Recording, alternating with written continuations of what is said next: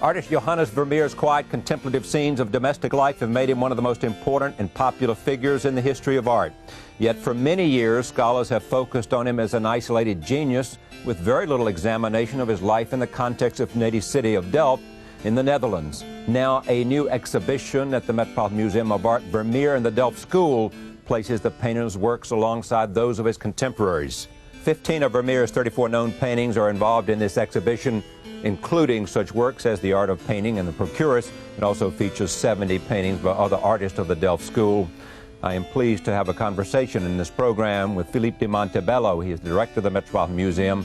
Also here, the curator of this exhibition, Walter Liedtke. He is the curator of the Metropolitan Museum's Department of European Painting. Why Vermeer now? Why Vermeer now? Vermeer anytime. Vermeer is universal, Vermeer is timeless, and in a sense now, precisely because there was such a wonderful exhibition a few years ago, in 1996, at the National Gallery in London, and then it went on to Holland, that was a retrospective, looking exclusively at Vermeer, only the paintings of Vermeer. And we had wanted for a long time to look at Vermeer in the context of the city of Delft and all of the artists who surrounded him, because it is interesting to know who did he look at, who looked at him, what various influences could have been on him. Also, one speaks always of the surpassing quality of Vermeer. If you have surpassing qualities, what is it that you are surpassing? So it is fascinating. We thought it would be fascinating to see Vermeer in the company of such painters as De Hoogh, who are marvelous painters, also of genre subjects, very similar to his, and to see them side by side, understand the merits of De Hoogh, but see how Vermeer is just the great star, the insuperably great artist. Okay, so then the question is, does it, when you understand more about Delft, this place that spawned him, does it enhance his reputation, or does it, as one critic said, flatten it? Oh, it certainly doesn't flatten it, unless that critic suddenly decided that Emmanuel de Witte's church interiors were superior to Vermeer. So I don't see how it can flatten it. On the contrary, going through the exhibition and walking through rooms in which Vermeers hang, there is that emanating light from that corner of the room where the picture is. I mean, you cannot miss him, and if anything, it confirms, I think, the greatness of Vermeer. Well, we don't know much about him in terms of biography. No, we know no more, really, in terms of biography than we did before. We know and understand a little bit more about the man, seeing all of the things that he might have been surrounded with and looked at, seeing the works of artists with whom he probably had daily contact. Do you see, when you look at these paintings, any more insight for you of his talent and skill? Well, I revel in the possibility and the opportunity to look at the pictures. And in a sense, yes, in terms of insight, in certain instances where there are real similarities and therefore marked differences. But to be able to actually look at both De Hoogh and Vermeer at the same time, you suddenly understand the magnitude of the differences. There is one painting here you're not sure of the authenticity. Well, this is an exhibition of enormous scholarly impact and import. And whenever one mounts an exhibition such as this, you want to utilize it to its maximum effect. And so there is a picture that is privately owned of a portrait of a woman or a girl. And it's a picture that no scholar has really been able to place. It's slightly awkward, it's very Vermeer-like, and there were always questions about it. So since connoisseurship is based on comparisons, looking at a critical mass of objects of like character, it was an ideal opportunity to put it in this exhibition to see if once hung with Vermeer's and other painters of the School of Delft, we would learn something more about the picture. I will say the enigma is still enigmatic. Yeah.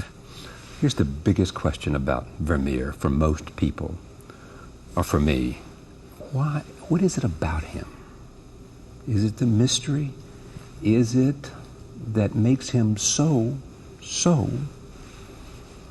attractive? It's the most pertinent question you can ask. It is the most difficult one to answer. And the word mystery, I think, that you use is a real one, because there comes a point when some painters, such as Vermeer, such as Van Eyck, Piero della Francesca, Velázquez, attain a level of competence and of a poetic imagination so high, so beyond the ordinary capability of us ordinary mortals, that we are, in a sense, awed, dazed, and it's that sense of wonder of how is it possible, how can any human being convey a sense of realism at such a high degree of beauty and understanding of nature. I'm sure scientists I know of Einstein in the same way. How could he come up with these ideas? And so I think the mystery remains unclarified, but it is that mystery which is at the core of what is the meaning of art. What do you like best about this collection?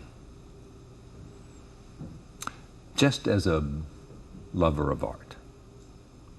Well, I love the variety in this show. Oh, pick one painting. Oh, pick one painting and make 163 enemies?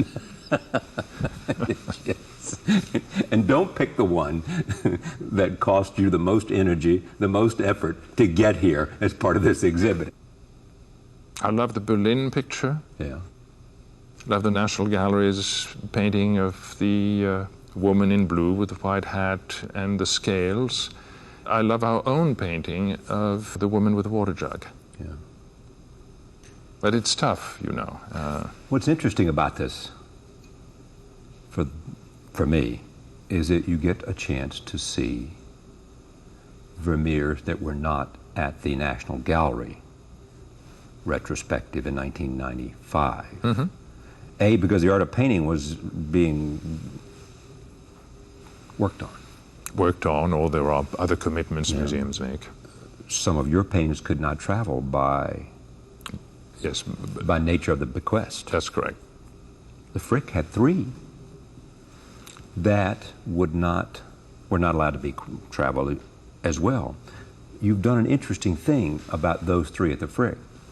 You have a photograph.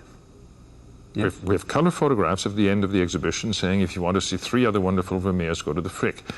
And you know, the point is not to say, we at the Met have this show and glorifying the exclusivity of it. We are in the public service. We are here to celebrate Vermeer. There happen to be 3 great ones 10 blocks from here. It would be so foolishly narrow and small of us and anti-educational not to bring attention to them. It's like when you go to the Philadelphia Museum to see Cezanne and not go over to the Barnes and see what they have. Absolutely. Now, whether there is a sign in the Philadelphia Museum saying, if you have enjoyed the Cézannes here, why don't you go to Marion and look at another 50? I don't know. There was not. Thank you, Philippe. Philippe de Montebello at the Met, talking about Vermeer. When we come back, we'll meet the curator and take a walk through these paintings, inevitably paintings that attract a huge audience interested in Vermeer. Stay with us.